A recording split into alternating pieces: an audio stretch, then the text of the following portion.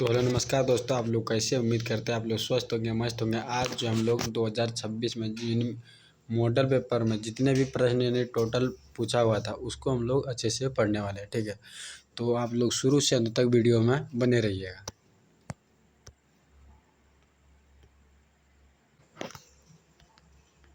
तो चलिए जल्दी से वीडियो को स्टार्ट करते हैं। सबसे पहला हमारा क्वेश्चन है कि संविधान में प्रारूप समिति का अध्यक्ष कौन था? तो याद रखिएगा, प्रारूप समिति का जो अध्यक्ष था सरदार वल्लभ भाई पटेल नहीं, B.R. अम्बेडकर था। ऑप्शन नंबर डी राइट हो जाएगा।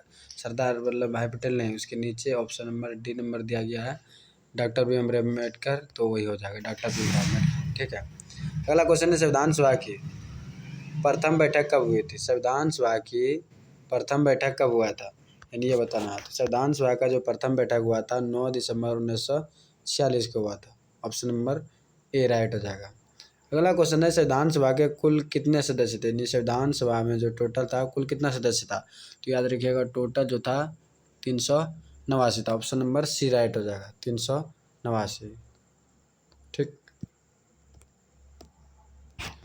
अगला चौथा नंबर प्रश्न है संविधान सभा के यानी अध्यक्ष कौन थे? तो संविधान सभा का जो अध्यक्ष था डॉक्टर राजेंद्र प्रसाद था। ऑप्शन नंबर सी राइट हो जाएगा, ठीक है। अगला क्वेश्चन है कि किस राजनीतिक दल है किस राजनीतिक दल ने संविधान सभा की बैठक का बहिष्कार किया? यानी किस राजनीतिक दल ने संविधान सभा की जो बैठक जो बहिष्कार किया था? तो याद रखिएगा। अब देखिए इसमें क्या क्वेश्चन को थोड़ा सा अच्छे से पढ़िएगा। क्या पूछ रहा है? किस राजनीतिक दल ने संविधान सभा की बैठक का बहिष्कार मतलब समझते हैं ना? बहिष्कार मतलब इसको सपोर्ट नहीं किया था। बहिष्कार मतलब इसको सपोर्ट नहीं किया था। मतलब बहिष्कार का मतलब होता है आप यानी किसी भी तरफ से आप किसी उसके प्रति राजी नहीं है, उसी को बोलते हैं बहिष्कार।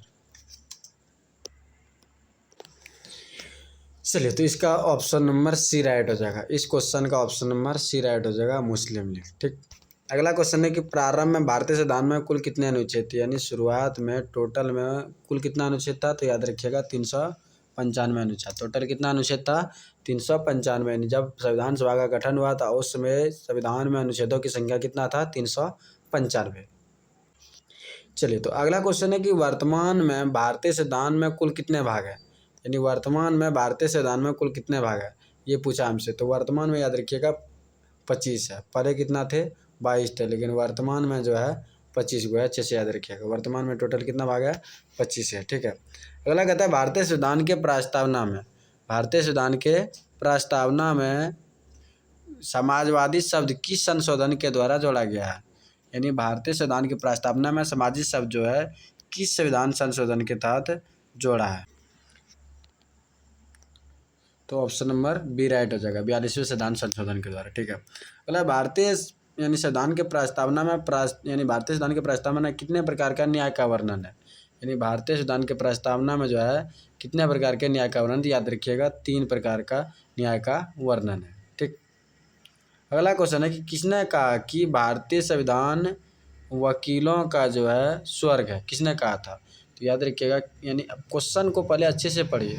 तो याद रखिएगा किसने कहा था? तो याद रखिएगा ऑप्शन नंबर इसका ए राइट हो जाएगा, प्रो आइवर जेनिंग्स ने कहा था, ठीक। प्रो आइवर जेनिंग्स ने कहा था।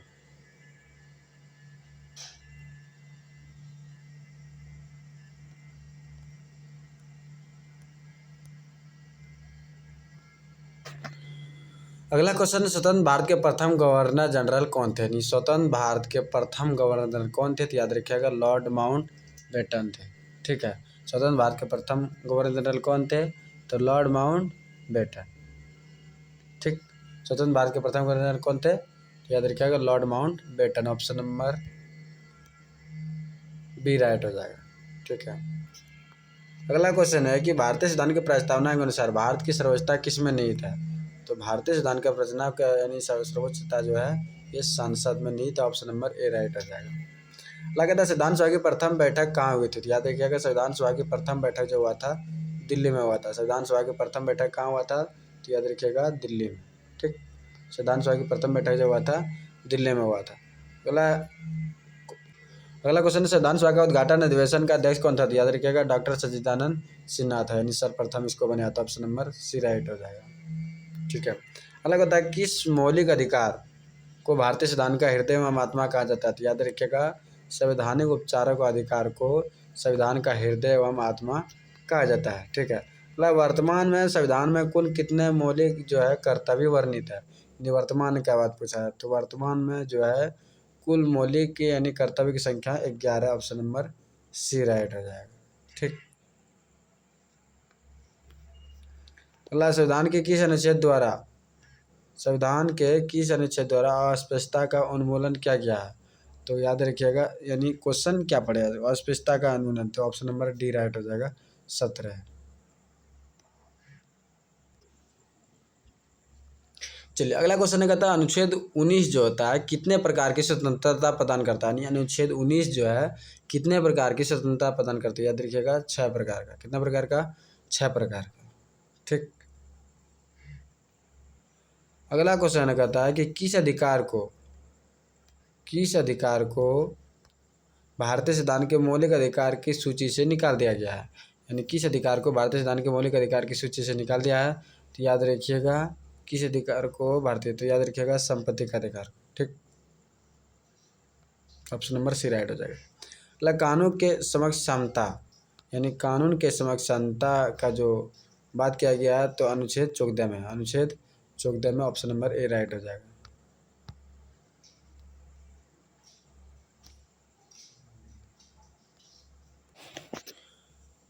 अगला क्वेश्चन है कि संपत्ति का अधिकार निम्न में से किस वर्ग में आता है, संपत्ति का अधिकार किस वर्ग में आता है, याद रखिएगा ये एक प्रकार का विधिक अधिकार है। ठीक है, जिसको कानूनी अधिकार बोलते हैं। किसका ऑप्शन नंबर ए राइट हो जाएगा।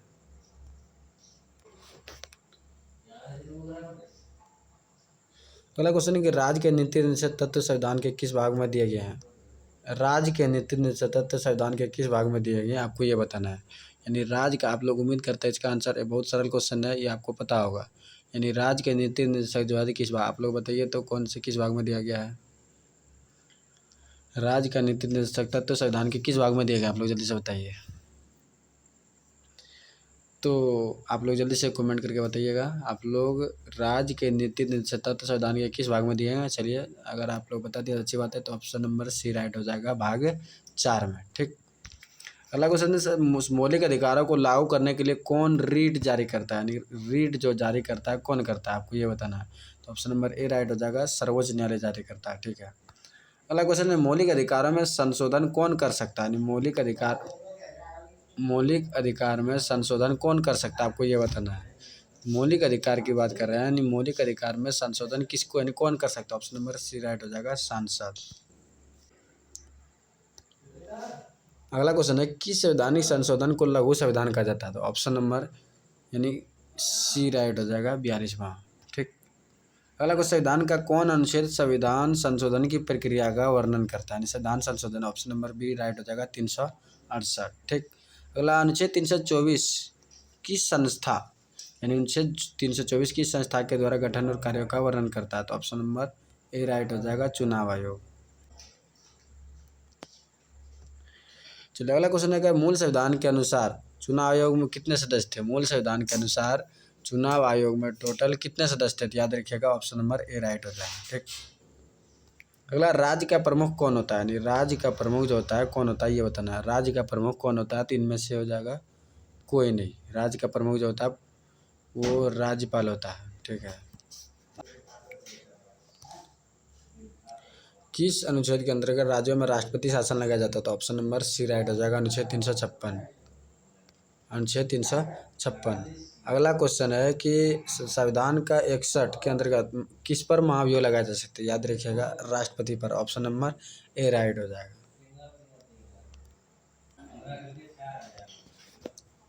अगला क्वेश्चन है मंत्रिपरिषद सामूहिक रूप से किसके प्रति उत्तरदायी होते हैं, यानी मंत्रिपरिषद जो होता है किसके प्रति उत्तरदायी होता है आपको ये बताना है, तो ऑप्शन नंबर ए राइट हो जाएगा, लोकसभा के प्रति होता है। ठीक है। अगला क्वेश्चन है मंत्री यानी प्रधानमंत्री मनमोहन सिंह किन सदस्य के सदस्य थे, यानी प्रधानमंत्री मनमोहन सिंह किस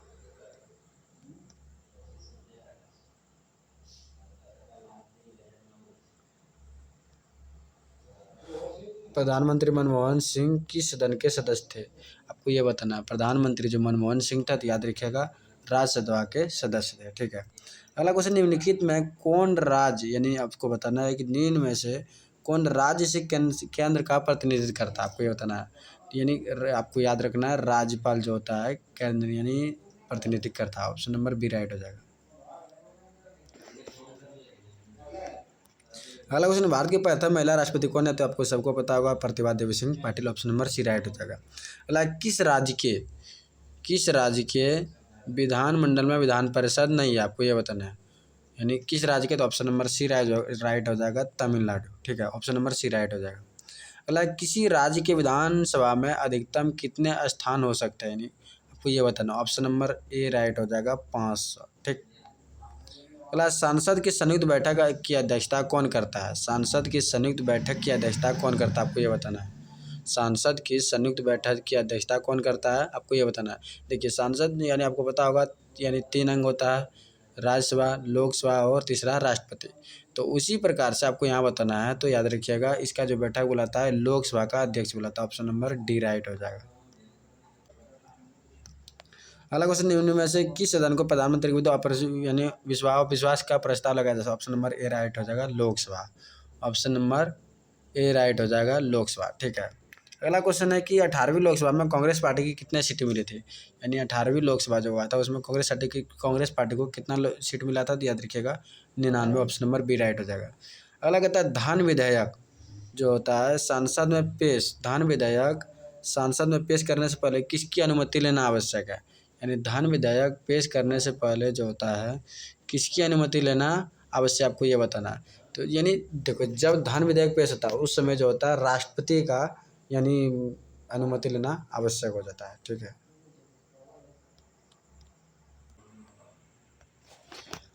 अगला क्वेश्चन, लोकसभा का विघटन कौन सा करता है, तो लोकसभा को राष्ट्रपति करता है। ऑप्शन नंबर सी राइट हो जाएगा, राष्ट्रपति। ठीक है। अगला क्वेश्चन है कि कौन यानी राज्यसभा के पदाध्यक्ष होते हैं राज्यसभा का, तो राज्यसभा का पूछा है तो ये हो जाएगा उपराष्ट्रपति। अगर लोकसभा का पूछता है तो राष्ट्रपति। ऑप्शन नंबर सी राइट हो जाएगा। ठीक। अगला, राज्यसभा के सदस्यों का कार्यकाल कितना होता है, आपको ये बताना है। तो राज्यसभा का कार्यकाल जो होता है 6 वर्ष हो जाएगा। ऑप्शन नंबर सी राइट हो जाएगा, 6 वर्ष। ठीक है। अगला, लोकसभा में संघ शासित प्रदेशों को कितना स्थान दिया गया, लोकसभा में संघ शासित प्रदेशों को कितना स्थान दिया गया, तो ऑप्शन नंबर ए राइट हो जाएगा। ऑप्शन नंबर ए राइट हो जाएगा, 20। नेक्स्ट क्वेश्चन है कि लोकसभा में संघ से यानी शासित प्रदेशों को कितना स्थान दिया गया है, लोकसभा की बात कर रहा है, ध्यान रखिएगा। तो लोकसभा में याद रखिएगा 20 है। ठीक है, ऑप्शन नंबर ए राइट हो जाएगा। अगला क्वेश्चन पूछा है कि लोकसभा की प्रथम महिला अध्यक्ष कौन है, तो सबको पता है ये Meera Kumar. Option number B right हो जाएगा। अगला, भारत सरकार यानी बात कर रहा है भारत सरकार तथा राष्ट्रपति का कानूनी सलाहकार क्या कहलाता है, ये पूछ रहा है। यानी भारत सरकार तथा राष्ट्रपति का कानूनी सलाहकार क्या कहलाता है, ये बताना है। तो ऑप्शन नंबर सी राइट हो जाएगा, महान्यायवादी। ऑप्शन नंबर सी राइट हो जाएगा, महान्यायवादी। ठीक। अगला क्वेश्चन है कि भारत के सर्वोच्च न्यायालय न्यायाधीशों की सेवानिवृत्ति आयु कितना है, तो ऑप्शन नंबर सी राइट हो जाएगा, 65 वर्ष। ठीक।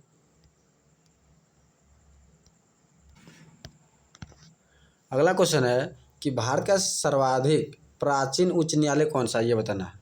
भारत का सर्वाधिक प्राचीन उच्च न्यायालय कौन सा है, तो ऑप्शन नंबर ए राइट हो जाएगा, कलकत्ता उच्च न्यायालय। ठीक। अगला क्वेश्चन क्या है कि भारत में न्यायिक समीक्षा की शुरुआत किस देश के यानी संविधान से लिया गया, ये बताना है। भारत में न्यायिक समीक्षा व्यवस्था जो है इसका किस देश से लिया गया था, याद रखिएगा, अमेरिका से लिया गया। ठीक है, अमेरिका से लिया गया। ऑप्शन नंबर ए राइट हो जाएगा। ऑप्शन नंबर ए राइट हो जाएगा। भारत की संघीय व्यवस्था में अपशिष्ट शक्तियाँ किसके पास है, ऑप्शन नंबर बी राइट हो जाएगा, संसद। यानी भारत में अपशिष्ट शक्तियाँ संसद के पास है। ठीक है। तो इस वीडियो में हम लोग टॉप 52 प्रश्न को देख लिया। अगले वीडियो में हम लोग बाकी जो प्रश्न है 100 तक उसको हम लोग देखेंगे। ठीक है। मिलते हैं किसी नेक्स्ट वीडियो में, तब तक के लिए धन्यवाद।